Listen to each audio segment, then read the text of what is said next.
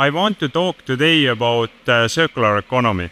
And I want to tell you about how big companies can change together with us and what we have done in practice.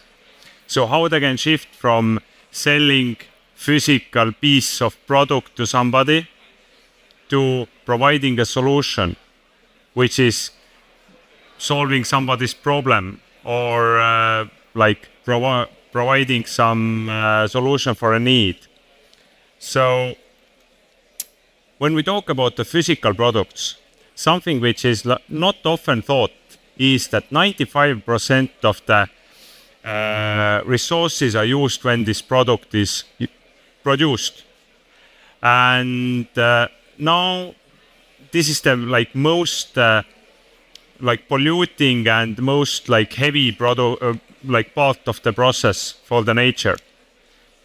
And now if we look the consumer behavior, going back a little bit and going further, how it has moved. It has moved from we wanted to buy everything, we wanted to own everything, and what we in practically have been doing also, we just buy and keep and then throw things away. So it has become a big shift on the minds of the consumers, who are nowadays more caring about actually having a solution, using something, and thinking also about recycling, and that all this consumption needs to become more sustainable. So if we talk about brands around us, I'm talking today more about steel, but we can talk about Apple, we can talk about Samsung and others we are working with. They already innovating a lot on this direction, how to actually use the old product to produce new products as raw materials, how to reuse the products, how to repurpose the products, how to put them into the new circles, etc. So brands are already innovating on this stage. We have went through our 5 years journey of bringing this solution on the market together with steel, have went through the COVID. It didn't stop us. We have been started with very, let's say, crappy processes and services, but we have been going and improving them.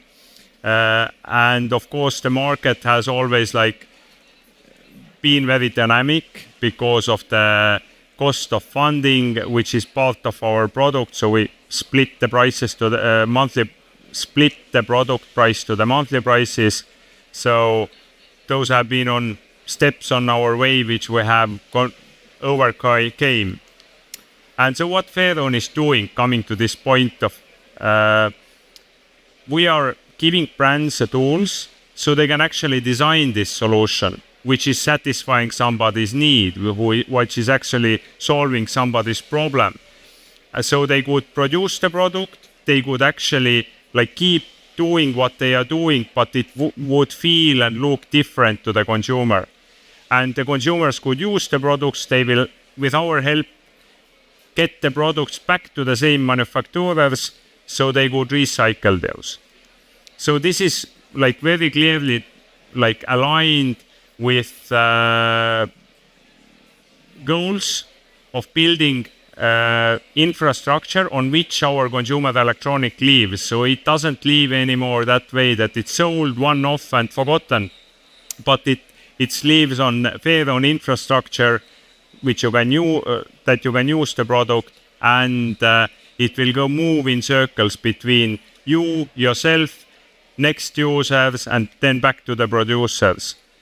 And this is also encouraging a sustainable consumption, that we think that all those materials, expensive materials, engineering, everything put into one product. Just giving you one example, one iPhone, Apple is currently spending for this product only 80,000 liters of water to actually produce it. And now if our model is what we are currently tend to do is we buy it, we use it sometime, and we put it to the drawer. And in Germany alone, there are over 200 million phones not used in people drawers. So this is a massive problem and lot of resources wasted. So actually we should do something to extend the product's useful life cycle. So that the brands, like I'm going to talk a lot about steel today. So those kind of companies who have been producing products from natural resources, the water, the precious metals, mining, all this, they could actually shift from mining their own old products to produce new products. And they would need less and less raw materials. They would need less and less transportation, logistics and everything, because you don't need to bring all those precious metals from mines from China or Africa to collection, to putting together in some factories in China, then bringing them here, etc. So all the logistics costs are also saved. But this is very like macroeconomic thing, describing it in general. So what did we do in practice? So we have built this concept, steel all-inclusive together with steel. And just to tell you a little bit about steel, they are like very old company, innovator of a chainsaw, very traditional one. And as people previously on the stage told that you should work with or find somebody who is like-minded. So we found some people within steel who were like-minded, like we were or I am. And we basically found one product which they produced, which was really good fit for the solution. So this is the product.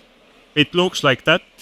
And the ones who have a private house, who has friend who has private house, who has a summer cottage or whatever, you know that the grass is growing. And you need to do a lot of manual lawning if you don't have that kind of machine. So we were imagining that what if you could think about this thing as a gardener. So basically something which you pay monthly and you have it in your home and you don't need to do the manual lawn mowing, and you can spend more time with your family, for example. So that's how we came up with the name all-inclusive, or actually, yeah, it was joint effort together with steel. I give most of the thought process behind it to them because they know their end customers best, they know their products best, and we ended up designing a concept when you can have this kind of machine and you can have it with all the services. So somebody brings it to you, puts the wire on the like on your garden, make sure it works, takes it away on the winter, so it would stay in the storage, so you wouldn't need to don't take your garage room, etc. And we bundled it, called the Steel All-Inclusive. And we were putting into the dedicated landing page where Steel invited the end customers, and the customers started to taking out those plans. So how did we do it in practice? We ended up starting it from Denmark because there was the steel most like-minded person coming from. So that's why we started from there. And the machines itself were produced by steel, but the services needed to be provided by dealerships. So actually the mini stores who know how to put the wire in the cable, wire in the ground, and who have the people who have the transportation and etc. So basically we ended up piloting in the way that we added, like Steel introduced this concept to 19 dealers. They liked it. And now Steel invited people to the dedicated landing page, which was built by us. And consumer was able to choose the suitable bundle, robot with the services what are needed, click this button.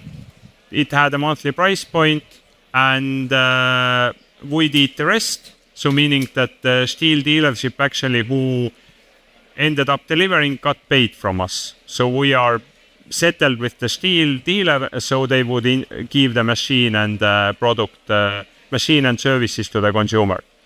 And consumer started paying monthly price, And after like 4 years, when this first life cycle of this product is done, the product is switched for the next one, and Stihl takes back, together with our help, you will get the new machine and the old one is picked up. And we started it from Denmark on the spring of 2020. It was very scary time, especially if you remember COVID started and should we should we push it further? Maybe we shouldn't do it, how it will go, etc. It went all good. People liked it. Then a year later, we expanded to Norway and Sweden. So added another 2 different currencies, 2 different countries, models basically, and we introduced the same concept, different countries, all again working on the Fairhome platform. And now this went already a little bit bigger scale, and in Denmark we already had then not 19 dealers, but already like around 200 points who were delivering the products. Then this year we have been scaling across all Scandinavian countries, so we also added Finland there. So now we have covered this concept, which is solution meant for the people who don't want to do the lawn moving, which is the value proposition, but which also has the circularity element with it, because they don't end up getting stuck with the old robots. So they are taken back and used properly by Stihl himself.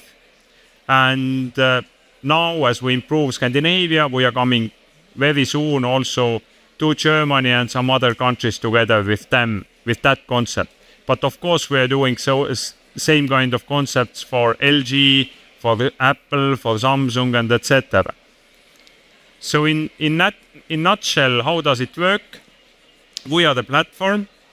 We are assessing how much those products will be worth. Let's say robot 4 years from now, phone 2 years from now, etc. And we are managing the renewal process. So we are the guys who are actually responsible of picking this used product from your house, or you are sending it to us, and we are assessing like what was actually in the box, was it good condition or not, and making sure that they are responsibly getting back to the either secondary market or back to the producer, as it is with Stihl.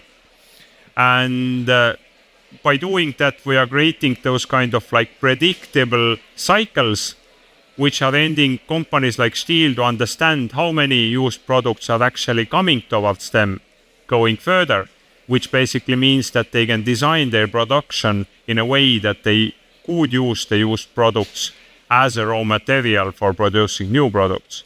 And we are also working with local banks.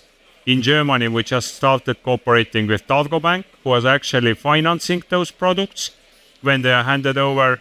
And our brand partner, like Stihl in this example, their work is to think through what is the value proposition, what is the solution, what is really like speaking to the customer. And they also need to suggest what are the new models provided or sent to the customers 4 years later. So yeah, why Stihl wanted to go with it? Because they are seeking customer satisfaction. They are seeking also like deeper relationship between the consumers and themselves.